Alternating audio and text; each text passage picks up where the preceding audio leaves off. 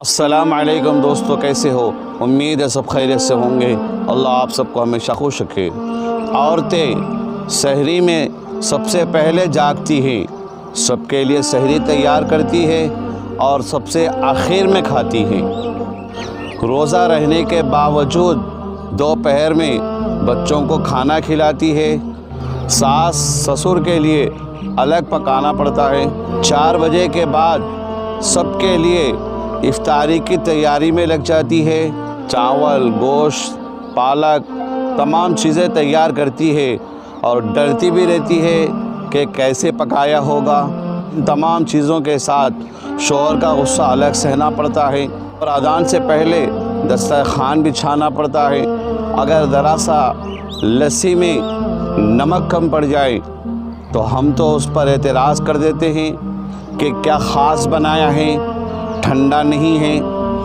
وہ بیچاری چھپ کر ایک کمرے میں جا کر اپنی افطاری کر لیتی ہے۔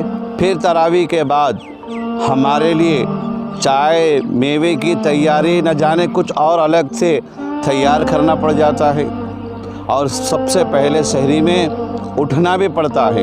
اگر ذرا دیر ہو جائے، جلدی نہ جاگے گی، ذرا دیر ہو جائے اور سحری لیٹ ہو جائے تو ہمارا نزلہ وہ بیچاری پر دن بھر برستا ہے۔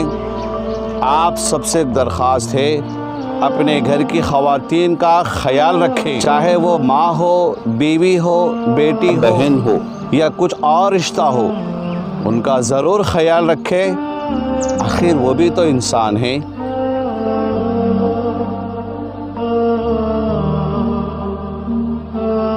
آپ نے ہمارے اشرفی چینل 87 کو سبسکرائب نہیں کیا ہے تو جلدی سے سبسکرائب کیجئے، تاکہ رمضان میں عمدہ سے عمدہ رمضان سے متعلق، شب قدر سے متعلق، اعتکاف سے متعلق اور اسی طرح روزے کے مسائل کے متعلق بہترین پیغامات آپ تک بسہولت پہنچ سکے۔